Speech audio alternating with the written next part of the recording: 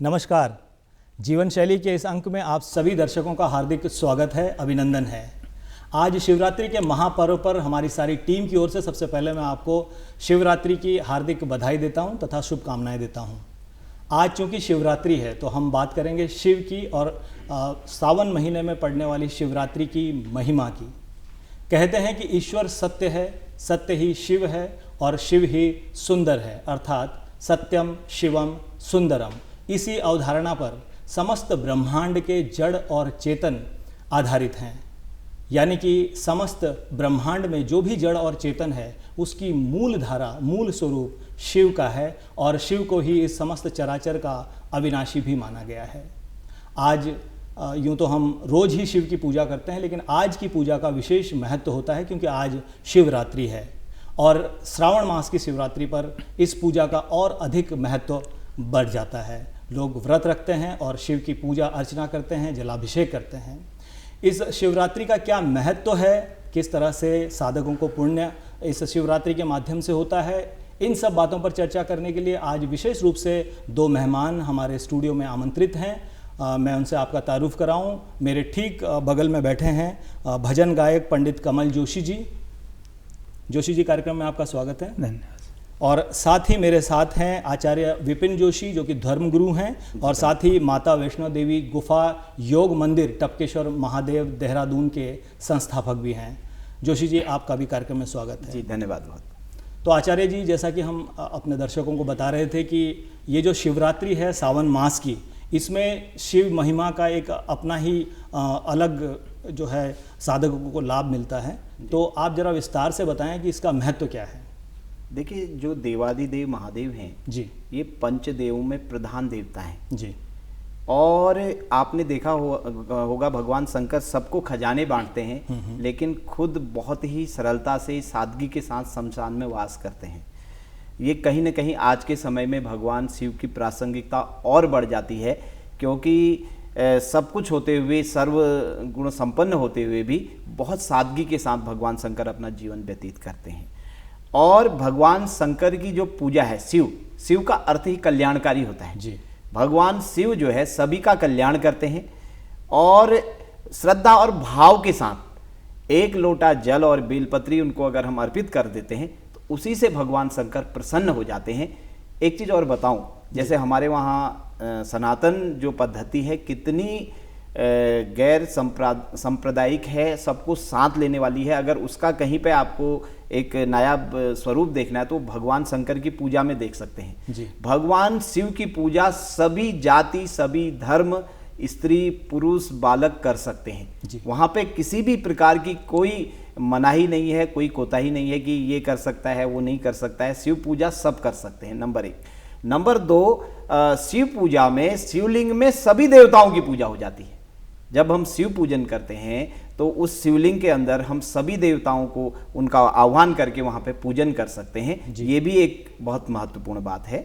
तो अगर हम बात श्रावण मास की करें, श्रावण मास तो हरियाली को समर्पित मास है और हरियाली और खुशहाली का मास है। और इस मास में की गई भगवान शंकर की पूजा जो है हमको पूरे साल भर का फल प्रदान करती है जी। और उसमें भी अगर शिवरात्रि का दिन हो, जैसा कि शिवरात्रि आप जानते हैं हर महीने एक मास शिवरात्रि आती है जी। और उसमें जो 2 शिवरात्रि सबसे महत्वपूर्ण है पूरे साल की, उसमें ये श्रावण मास की जो आज की शिवरात्रि है और जो फाल्गुन मास में जो महाशिवरात्रि होती है जी। इन 2 शिवरात्रियों का सबसे बड़ा महत्व बताया गया है। और ये कहा जाता है क्योंकि हमारे जो ऋषि मुनि हैं वो परम वैज्ञानिक थे और बहुत दूरदृष्टा थे। उन्होंने आज से 1000 साल 2000 साल बाद कैसी परिस्थितियां बनेंगी, क्या होगा, मनुष्य के पास कितना समय होगा, तो उन्होंने कुछ ऐसी पूजा पद्धतियां भी बनाई हैं। जैसे मान लीजिए साल भर अगर व्यक्ति विधि विधान से रोज पूजा नहीं कर पाता है और महाशिवरात्रि और शिवरात्रि वाले दिन और सावन के जो सोमवार हैं, इन सोमवारों में अगर वो विधि विधान के साथ व्रत ले, पूजा अर्चना करे, कहते हैं उसे पूरे साल भर का जो फल है इस पूजा से प्राप्त हो जाता है जी। पंडित जी, मैं कमल जी से अब जानना चाहूँगा कि महामृत्युंजय जप इस अवसर पर जब भी हम शिव की पूजा करते हैं विशेषकर, तो महामृत्युंजय जप का अपना एक अलग महत्व है जी। तो साधक महामृत्युंजय जप का जाप तो करते हैं, लेकिन सही तरीके से उससे किस तरह से उच्चारित किया जाए, ये मैं कमल जी से कहूँगा कि एक बार हमारे दर्शकों को सुनाएं। जी सर। ओम त्र्यंबकं यजामहे सुगंधिं पुष्टिवर्धनम् उर्वारुकमिव वन्दना मृत्योर्मुक्षीयमामृतात्। ओम त्र्यंबकं यजामहे सुगंधिं पुष्टिवर्धनम् उर्वारुकमिव वन्दना मृत्योर्मुक्षीयमामृतात्। ओम त्र्यंबकं यजामहे सुगंधिं पुष्टिवर्धनम् उर्वारुकमिव वन्दना मृत्योर्मुक्षीयमामृतात्। इस मंत्र का जाप करने से और विशेष रूप से ओम नमः शिवाय का हम पंचाक्षर का जो मंत्र जाप करते हैं, उससे भोलेनाथ प्रसन्न हो जाते हैं। ओम नमः शिवाय का जाप बहुत सरल, और आप कोई भी इस मंत्र का जाप कर सकता है और प्रभु उससे प्रसन्न रहते हैं, ये मैं बतलाना चाहूँगा आप लोगों को। बहुत सुंदर कमल जी। और जैसे कि आचार्य जी आप बता रहे थे कि प्रत्येक मास में शिवरात्रि आती है, लेकिन महाशिवरात्रि जो फाल्गुन मास में आती है और श्रावण मास की जो शिवरात्रि है, इसका एक अलग ही महत्व है।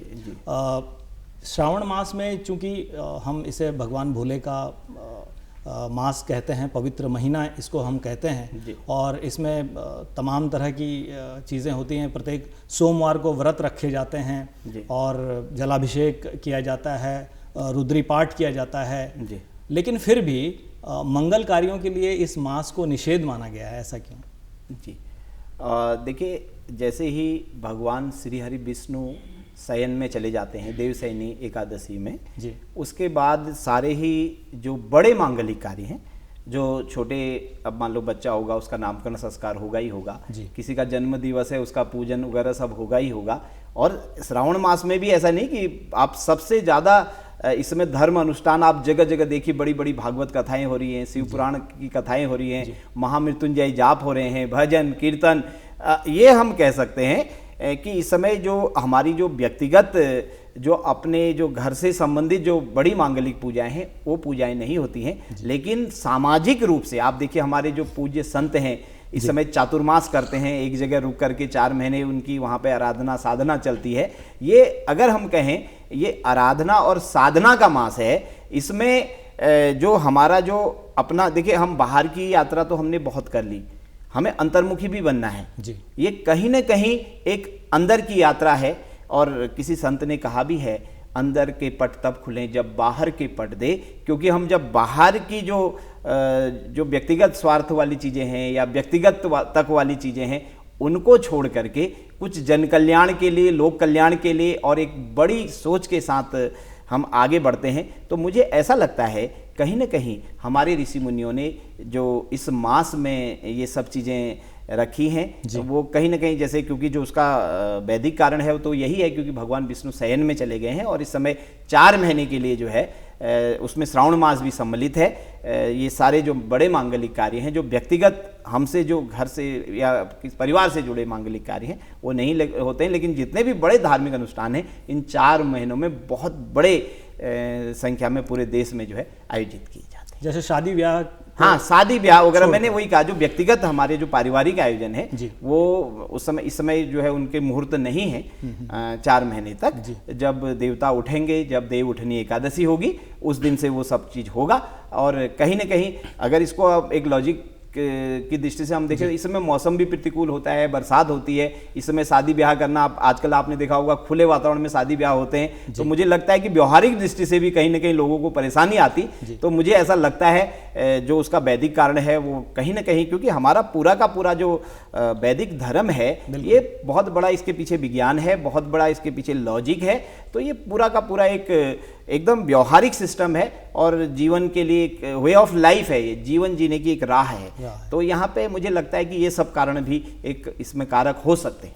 तो जैसा आचार्य जी कह रहे हैं, कहीं ना कहीं हमें वो बात यहाँ पे सत्य नज़र आती है जब हम कहते हैं कि सनातन सभ्यता में जो भी जीवन शैली को बताया गया है, उन हर चीज़ के पीछे, चाहे हम आज उसको हम ऑर्थोडॉक्स के तौर पे देखें या पाखंड के तौर पे लोग माखौल उड़ाते हैं, लेकिन उनके पीछे लॉजिक जरूर है, तर्क जरूर है, या कुछ ना कुछ वैज्ञानिक कारण जरूर हैं। आपने देखा होगा कोरोना काल में जो विश्व के सबसे सशक्त राष्ट्र हैं, उनके राष्ट्राध्यक्षों ने नमस्ते और नमस्कार बोला करना शुरू। पहले हमारे वहाँ नमस्ते या नमस्कार करना, जैसे मान लीजिए लोग हाथ मिलाते हैं, अगर आप किसी से हाथ नहीं मिलाइए तो उसको लगता है कि यार इस आदमी को या तो घमंड है या ये हाथ नहीं मिलाना चाहता है। लेकिन उससे चूंकि जीवाणु कीटाणु एक दूसरे के ऊपर संक्रमित होते हैं, तो वो हमारी पद्धति थी। हमारे वहाँ आपने देखा होगा अभी भी पहाड़ों में जो है, जो भोजन बनाती है माताएं, वो उनका अलग वस्त्र होते हैं, वो सफाई से अलग से रसोई में, और सिर्फ भोजन जो भोजन बनाने वाली माताएं वही भोजनशाला में जाती हैं और पूरा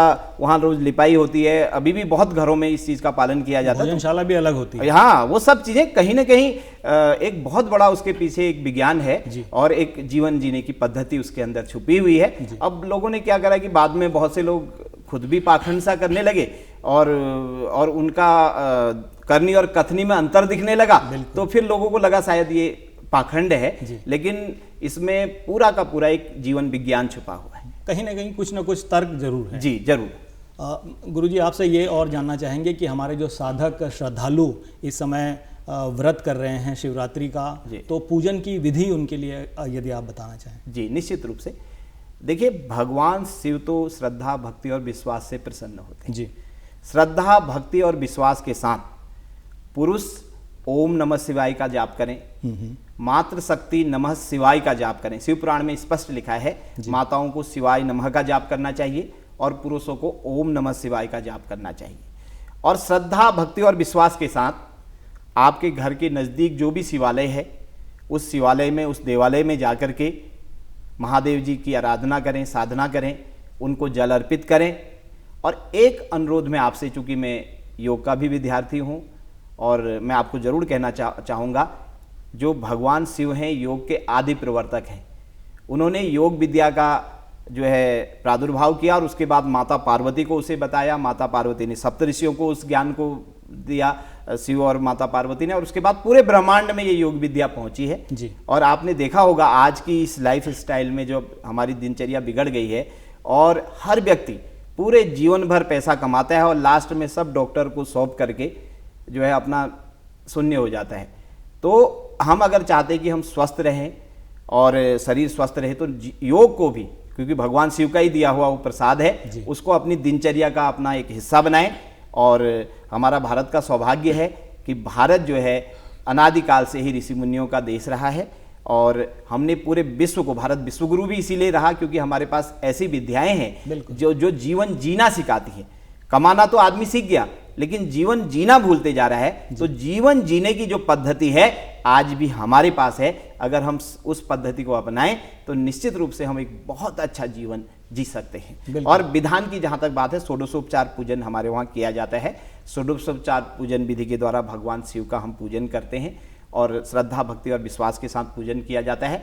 और इस समय जो है पार्थिव लिंगों का भी बड़ी संख्या में निर्माण होता है, पार्थिव पूजन भी किया जाता है, जो मिट्टी के छोटे छोटे शिवलिंग बना करके उनके पूजा का विधान है, जिसको घरों में किया जाता है।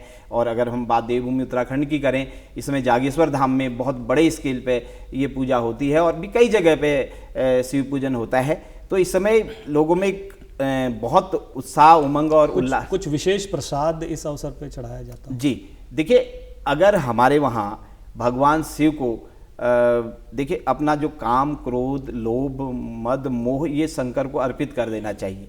अगर हम किसी प्रकार का कोई नशा करते हैं, किसी प्रकार की गलत आदतें हैं, तो हमें वो शिवलिंग पे अर्पित कर देनी चाहिए, शिवालय पे अर्पित कर देनी चाहिए। वहाँ से कुछ अच्छाइयाँ हम लेकर के आएँ, तो तब इसका महत्व है। अब लोग तो जो है कई इसमें ऐसा भी होता है कि लोग कहते जी भगवान शंकर ये करते थे, वो करते, उन्होंने तो विष भी धारण किया था। तो पहले तो अगर हम अपने गले में विष को धारण करने की हमारे अंदर ताकत है, उस विष को हम पचा सकते हैं, तो उसके बाद तब हम शंकर जी से तुलना करें।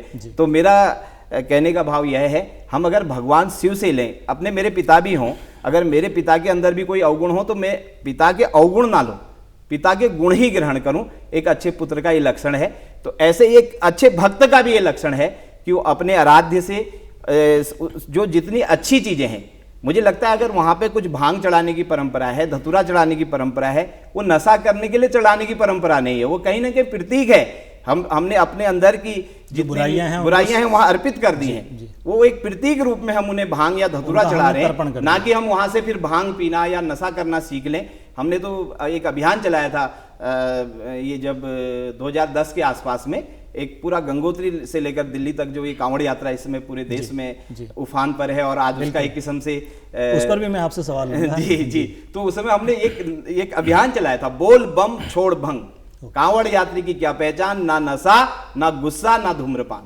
तो कहने का भाव यह है कि इतनी बड़ी साधना करके अगर हम कुछ बुराइयां अपने साथ ले गए तो मुझे लगता है वो पूजा हमारी अधूरी रह जाती है।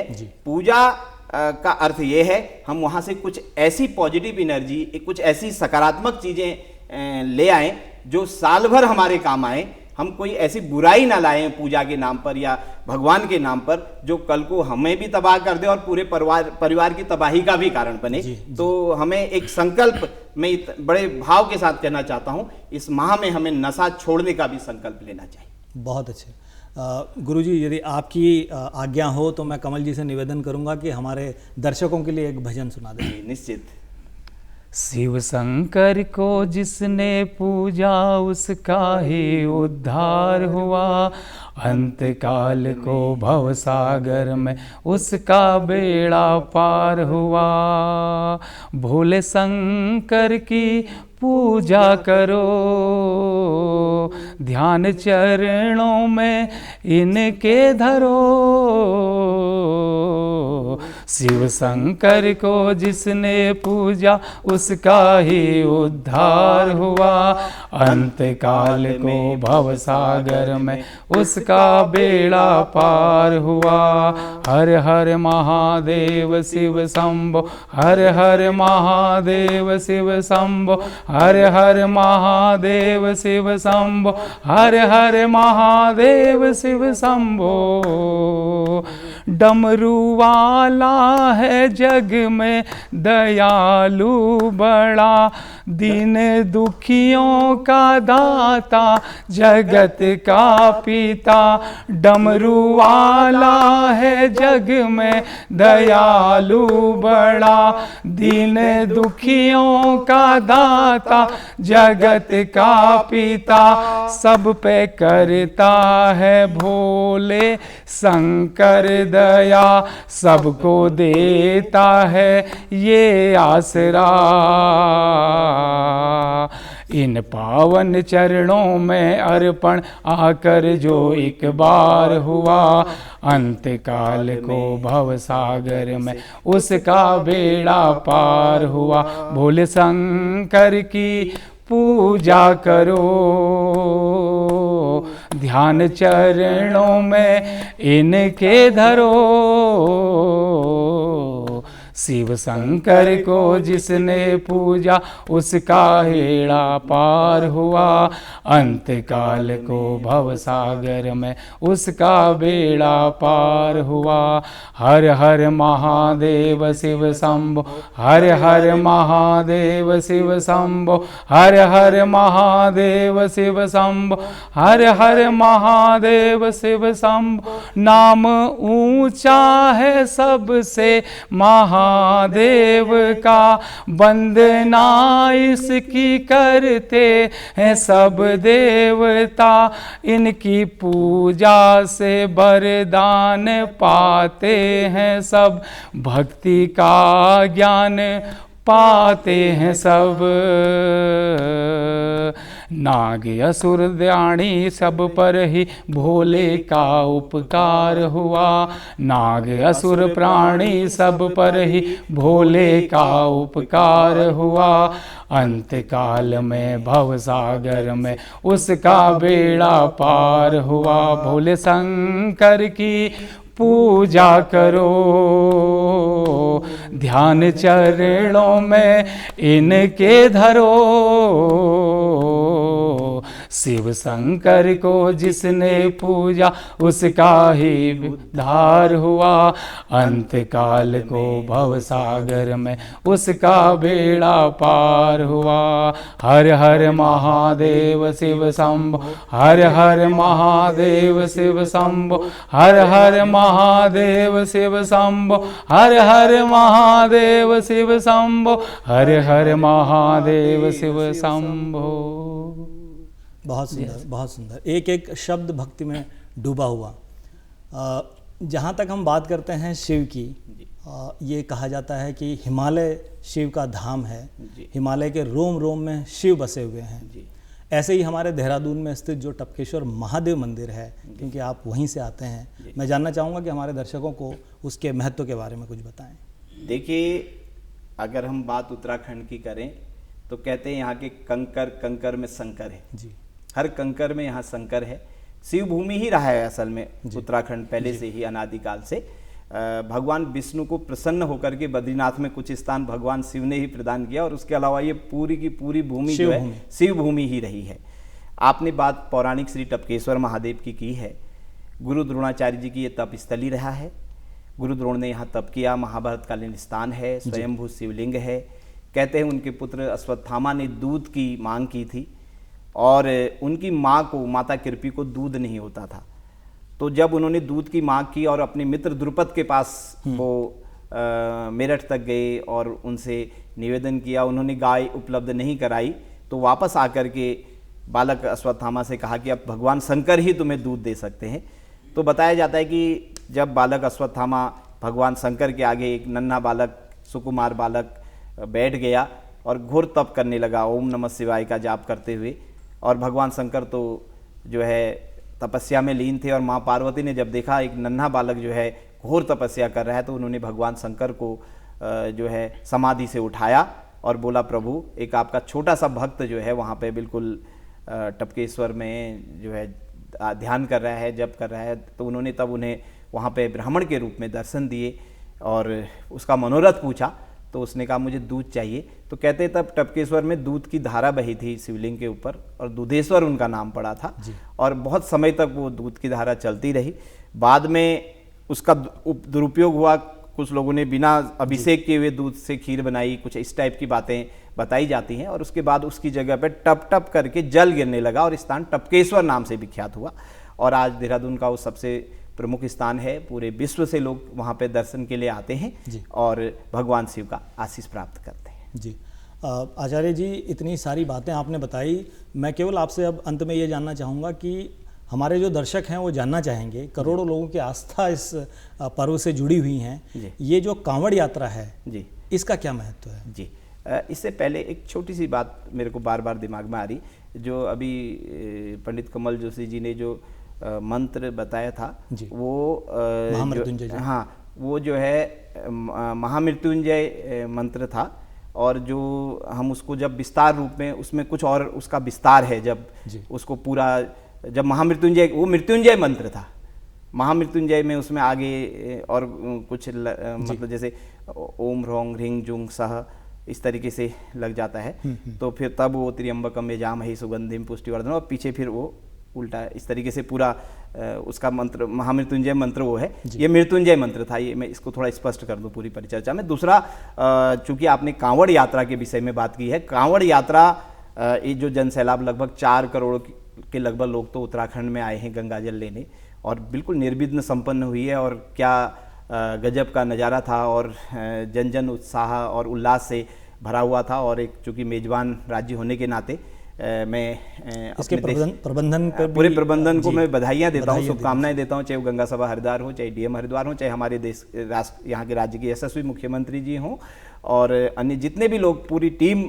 इस कार्य में लगी है, पूरी टीम को भी बधाइयाँ देते हैं। और हर उस शिव भक्त को जो इसमें भागीदार बना, उसको बहुत बहुत शुभकामनाएं हैं। क्योंकि मैंने कहा यहाँ तो कंकर कंकर में शंकर है, और भगवान शिव की जटाओं से ही गंगा जी बह रही हैं, और उस जल को ले जा करके ही देश के, पूरे देश के देवालयों में, शिवालयों में उसको अर्पित किया गया।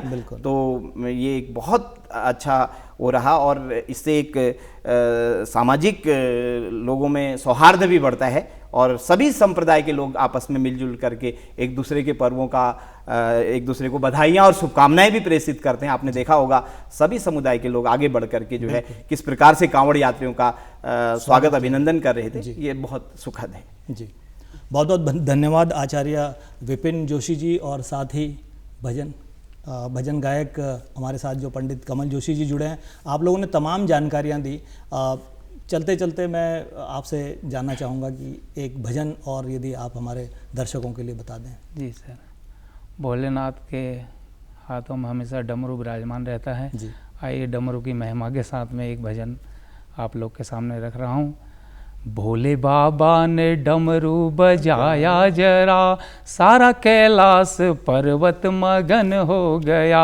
भोले बाबा ने डमरू बजाया जरा, सारा कैलाश पर्वत मगन हो गया। वो सारा कैलाश पर्वत मगन हो गया, सारा कैलाश पर्वत मगन हो गया। सारा कैलाश पर्वत मगन हो गया, सारा कैलाश पर्वत मगन हो गया। भोले बाबा ने डमरू बजाया जरा, सारा कैलाश पर्वत मगन हो गया। सुन डमरू की आवाज रामा चले, सुन डमरू की आवाज राम चले। वो तो राम चले संग में सीता चली, वो तो राम चले संग में सीता चली। मैया सीता का मन भी मगन हो गया, सारा कैलाश पर्वत मगन हो गया। ओ भोले बाबा ने डमरू बजाया जरा, सारा कैलाश पर्वत मगन हो गया।